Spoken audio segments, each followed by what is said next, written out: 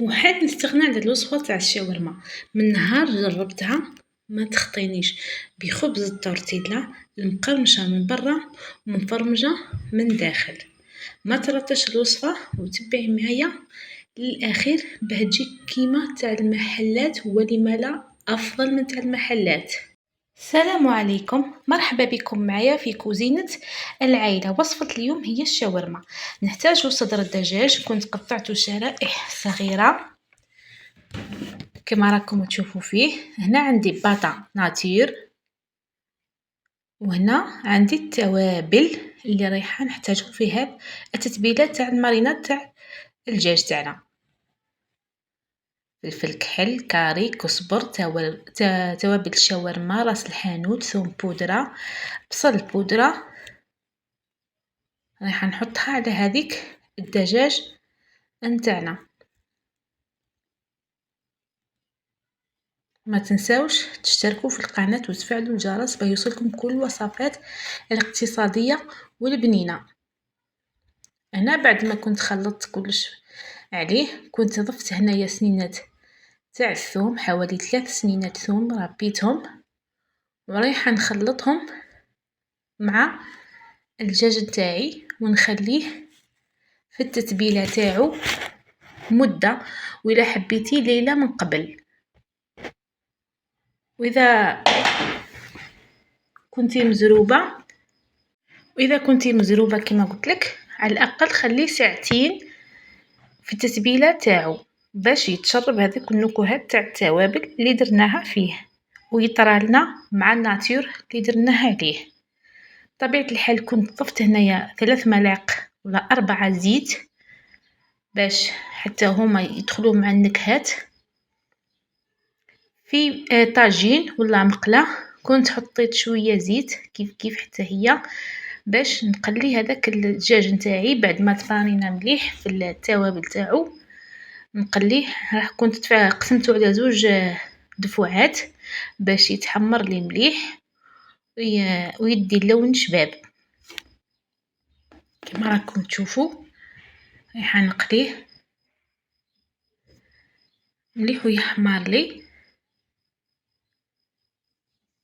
مليح. فوالا راكم تشوفوا فيه. كنت هنايا هذا النصف الاول اني طرحته على كامل الطاجين، وهنايا بعد ما تحمر لي الدجاج تاعي والريحه واش نقول لكم ما كاش كيفاش ما نذوقش. هنا طايب وبنين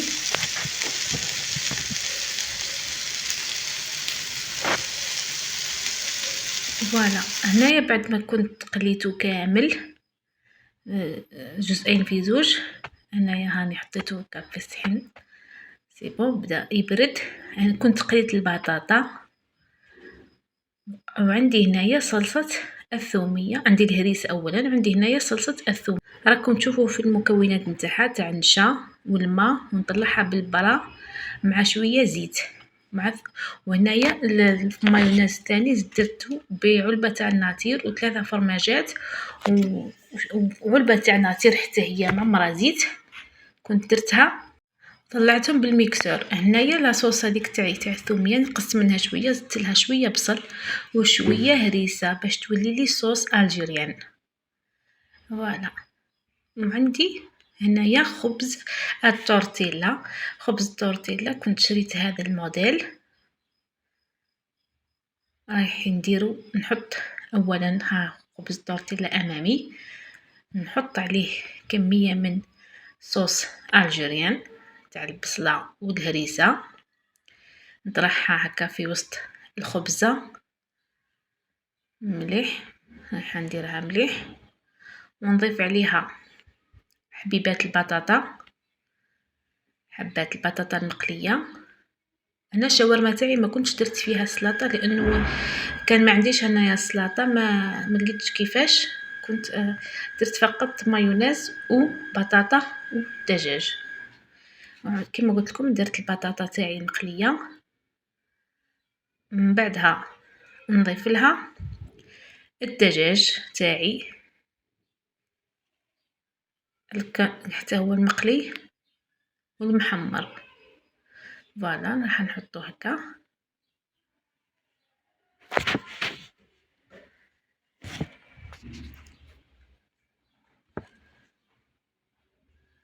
فوالا من بعد نزيد عليها شويه لاصوص ثوميه ولا صوص تاع الناتير مايونيز تاع الناتير والفرماج. هنايا كنت درت لاصوص تاع الناتير نزيدها على هذيك الشاورما. وهنايا كنت درت الساندويتشات تاعي تاع الشاورما حوالي 10. كاين درت فيهم بزاف، كاين درت فيهم شويه. هنا عندي في المقله تاعي ولا في الطاجين تاعي اللي طيبت فيه الدجاج بعدا عندي شويه طماطم مصبره ومعاها 3 ملاعق زيت ريحان، نخلطهم في بعضهم ونصبهم في هذاك الطاجين تاعي باش نحمر فيهم الشاورما تاعي من كل الجهات باش تاخذ اللون الذهبي واللون الاحمر الشباب. هنايا كنت حطيت الساندويشات تاعي تاع الشاورما ونحط عليهم حاجه، نضغط عليهم حاجه من فوق. وهنايا طابت الشاورما تاعي طيبتها من كل الجهات، خذات اللون الاحمر هذا كما راكم تشوفوا ومقرمشه ومفرمجه من داخل وطريه وهايله معمره دجاج ومايونيز وبالصحه والراحه. نتمنى منكم تجربوا الوصفة هذه وتشجعوني وتدعموني بلايك واشتراك في القناة وتبارطاجيوا الفيديو. سلام، شهيتكم في الجنة حبيباتي.